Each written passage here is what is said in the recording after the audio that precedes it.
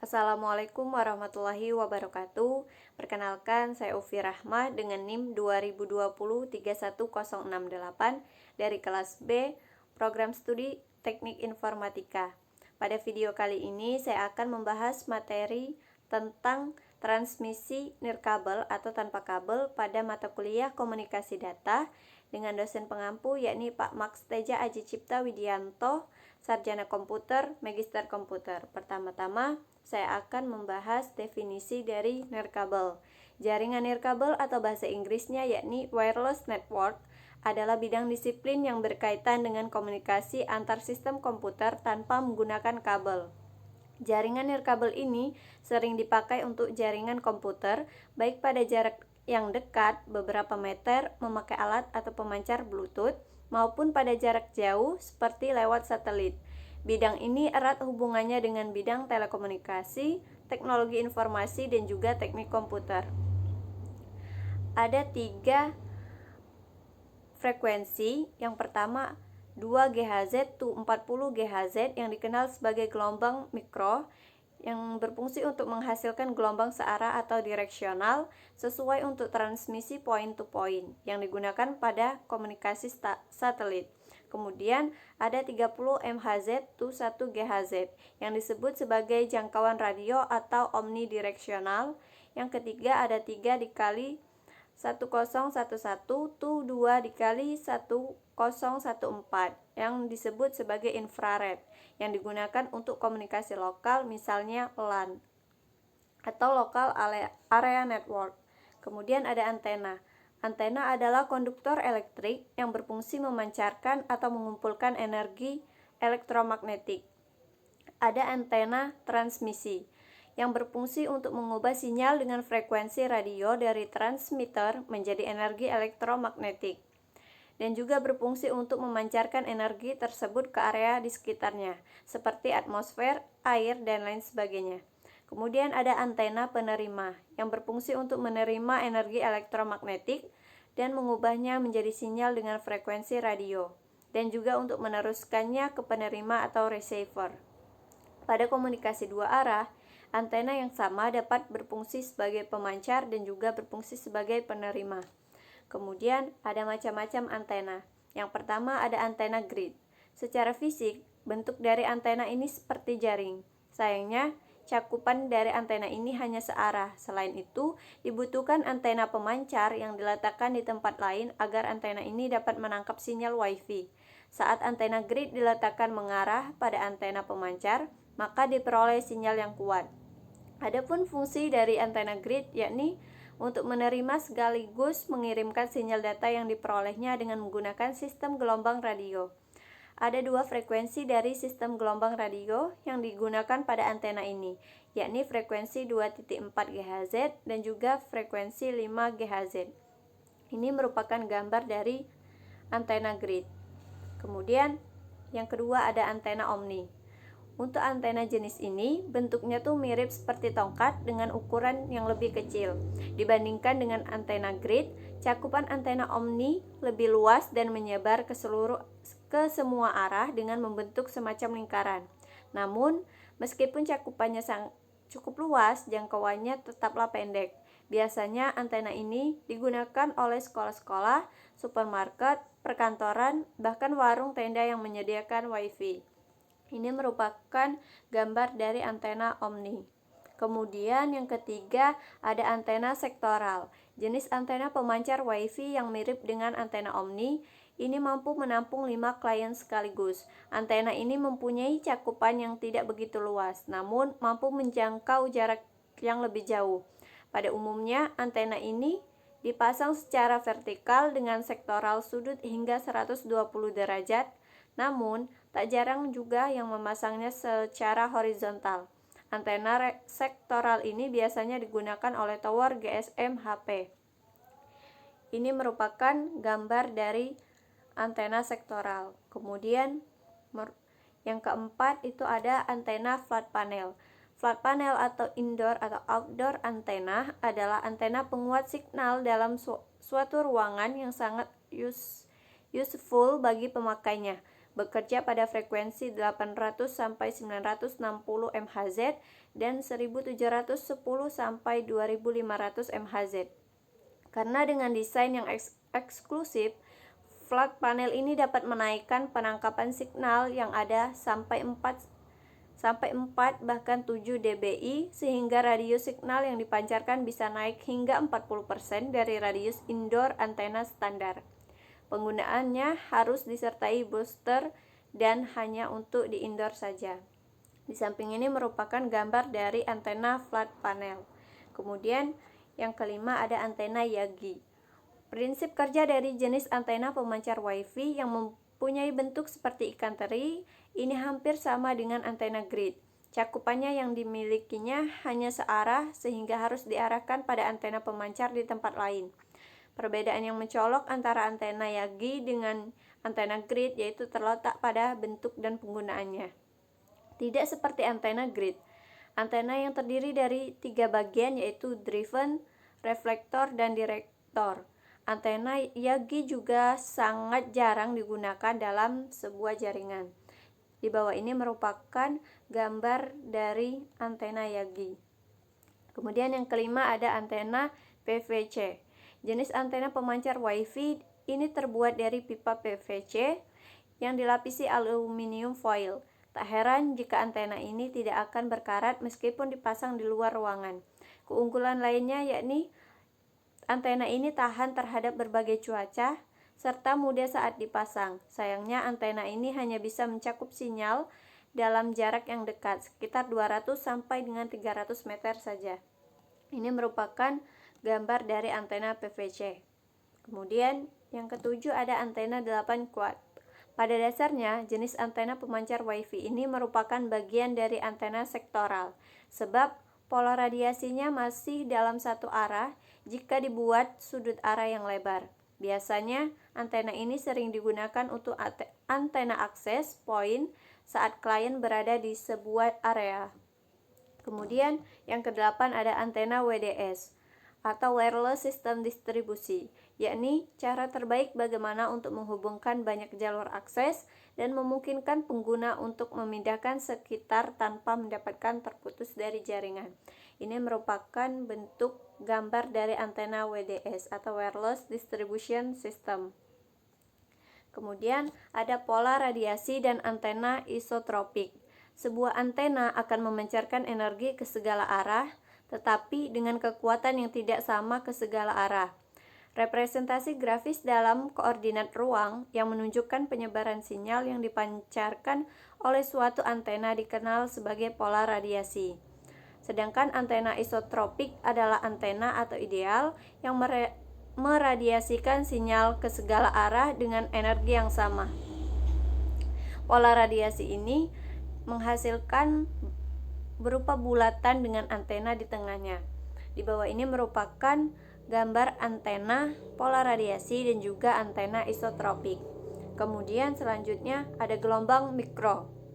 Yang pertama itu ada gelombang mikro terestrial yang digunakan untuk telekomunikasi jarak jauh sebagai alternatif dari kabel koaksial dan serat optik. Kemudian memerlukan lebih sedikit repeater tetapi memerlukan transmisi garis pandang atau line of sight. Menggunakan piringan parabola untuk memfokuskan sinyal yang dikirim ke antena penerima. Kemudian parabola ini biasanya diletakkan di lokasi yang tinggi.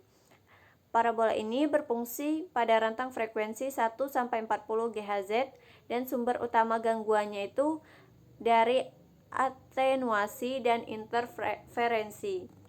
Ini merupakan gambar bentuk dari gelombang mikro terestrial. Kemudian yang kedua ada gelombang mikro satelit. Satelit merupakan stasiun relay yang fungsinya tuh untuk menerima sinyal pada satu frekuensi, memperkuat atau mengulang sinyal yang diterima, lalu memancarkan dengan frekuensi yang berbeda. Contohnya ada uplink 5925 sampai 6425 GHz dan downlink 3.7 sampai 4.2 GHz. Mikrosatelit ini memerlukan orbit geostationary yang ketinggiannya itu mencapai 35,784 km. Antar satelitnya berjarak 3-4 derajat. Penggunaannya seperti televisi, telepon jarak jauh, jaringan bisnis pribadi, dan juga GPS. Kemudian, gelombang mikrosatelit ini rentang frekuensi terbaik untuk transmisi satelitnya yakni berkisar antara 1-10 GHz. Ini merupakan gambar dari mikrosatelit, point-to-point link, dan juga multiple receiver. Selanjutnya, ada broadcast radio. Radio adalah istilah umum untuk mencakup frekuensi pada rentang 3 kHz sampai dengan 300 GHz, dan broadcast radio ini digunakan untuk mencakup frekuensi VHF dan sebagian UHF. Broadcast radio berada pada frekuensi 30 MHz sampai dengan 1 GHz yang biasanya digunakan untuk radio VM, TV Ultra High Frequency atau UHF, dan Very High Frequency atau VHF yang bersifat omnidireksional dan memerlukan line of sight, dan juga berfungsi sebagai sumber utama kerusakan sinyal gelombang radio yang disebabkan intervensi multijalur antar antena karena pemantulan sinyal oleh permukaan bumi, air, dan berbagai objek lainnya. Kemudian radio yakni sinyal radio AM. Sinyal AM merupakan salah satu bentuk modulasi di mana sinyal informasi digabungkan dengan sinyal pembawa atau carrier berdasarkan perubahan amplitudenya. Bentuk modulasi di mana amplitude sinyal pembawa divariasikan secara proporsional berdasarkan sinyal pemodulasi atau sinyal informasi. Frekuensi sinyal pembawa tetap konstan. Besarnya amplitudo sinyal informasi mempengaruhi besarnya amplitudo dari carrier, tanpa mempengaruhi besarnya frekuensi sinyal pembawa. Parameter sinyal yang mengalami perubahan adalah amplitudonya. Amplitudo sinyal pembawa berubah-ubah sesuai dengan perubahan amplitudo sinyal informasi. Rentang frekuensi AM adalah 500 Hz sampai dengan 1600 kHz, dan panjang gelombang atau amplitudo AM adalah 1600 kHz sampai dengan 30.000 kHz. Di bawah ini merupakan gambar dari sinyal radio AM. Kemudian yang kedua ada sinyal radio VM. Sinyal VM merupakan suatu bentuk modulasi di mana frekuensi sinyal pembawa divariasikan secara proporsional berdasarkan amplitudo sinyal informasi. Amplitudo sinyal pembawa tetap konstan. Contoh dari VM adalah frekuensi radio yang sekarang lebih sering dikenal radio pada umumnya. Rentang frekuensi VM adalah 88 MHz sampai dengan 108 MHz, sehingga dikategorikan sebagai Very High Frequency atau VFH. VHF sedangkan panjang gelombangnya adalah di bawah 1000 kHz, sehingga jangkauan sinyalnya tidak jauh. Modulasi frekuensi memiliki bandwidth yang lebih lebar daripada modulasi amplitudo, sehingga bisa menghasilkan suara stereo dengan menyatukan beberapa saluran audio pada satu gelombang carrier. Keuntungan VM antara lain potensi gangguannya jauh lebih kecil atau kualitasnya lebih baik, dan juga daya yang dibutuhkan lebih kecil. Gambar di bawah ini merupakan gambar sinyal radio VM. Kemudian selanjutnya ada transmisi inframerah. Komunikasi dengan inframerah dicapai melalui rangkaian pemancar atau penerima, atau biasa disebut dengan transceiver atau receiver, yang memodulasi cahaya inframerah non-koheren. Transmisi inframerah ini memerlukan line of sight, tidak dapat menembus dinding atau pemisah, tidak memerlukan perizinan, dan penggunaannya itu biasanya pada TV remote control dan IRD port. Selanjutnya, definisi dari inframerah. Inframerah adalah radiasi elektromagnetik dari panjang gelombang lebih panjang dari cahaya tampak tetapi lebih pendek dari radiasi gelombang radio. Namanya berarti bawah merah atau dari bahasa Latinnya yakni infra yang berarti bawah. Merah merupakan warna dari cahaya tampak dengan gelombang terpanjang. Radiasi inframerah memiliki panjang gelombang antara 700 nm dan 1 mm. Inframerah ditemukan secara tidak sengaja oleh Sir William Herschel astronom kerajaan Inggris ketika ia sedang mengadakan penelitian mencari bahan penyaring optik yang akan digunakan untuk mengurangi kecerahan gambar matahari dalam tata surya teleskop.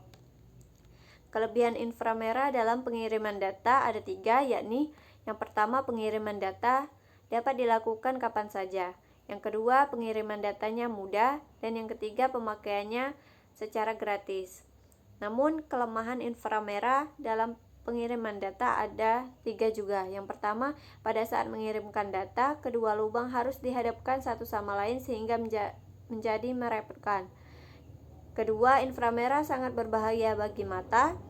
Kemudian yang ketiga, pengiriman data dengan inframerah dapat dikatakan lebih lambat dibandingkan dengan Bluetooth. Kemudian selanjutnya ada perambatan nirkabel. Sinyal yang dipancarkan dari suatu antena dapat menempuh salah satu dari 3 rute berikut. Yang pertama ada rute perambatan gelombang bunyi atau ground wave. Yang kedua ada perambatan gelombang angkasa atau sky wave. Yang ketiga ada perambatan line of sight atau LOS. Yang pertama kita ke ground wave propagation atau GWP. Perambatan gelombang bumi kurang lebih mengikuti lekukan permukaan bumi dan dapat menempuh jarak yang cukup jauh. Efek ini ditemukan dalam frekuensi-frekuensi di bawah hingga 2 MHz. Gelombang elektromagnetik dalam rentang frekuensi ini tidak dapat memasuki atmosfer bagian atas. Contoh yang paling umum dari perambatan gelombang bumi ini yaitu radio AM. Ini merupakan gambar dari ground wave propagation atau GWP. Kemudian yang kedua ada sky wave propagation atau SWP yang berada pada rentang frekuensi 3-30 MHz.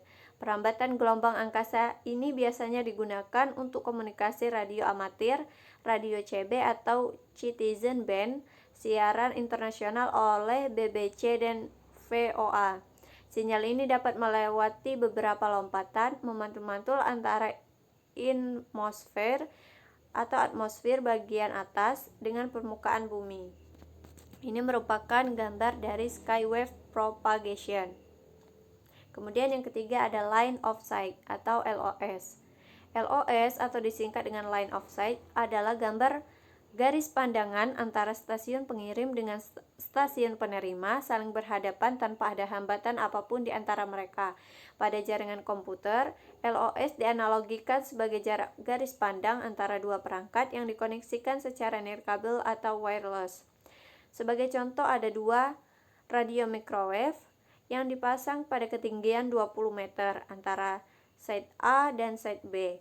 Maka LOS adalah kondisi di mana radio pada site A saling berhadapan dengan radio pada site B tanpa adanya rintangan di antara mereka. Gambar di bawah ini merupakan gambar dari line of sight atau LOS. Itu saja yang bisa saya sampaikan mengenai materi transmisi nirkabel atau tanpa kabel. Lebih dan kurangnya saya mohon maaf, apabila ada kesalahan saya mohon ampun. Sampai ketemu di video selanjutnya. Saya akhiri. Wassalamualaikum warahmatullahi wabarakatuh.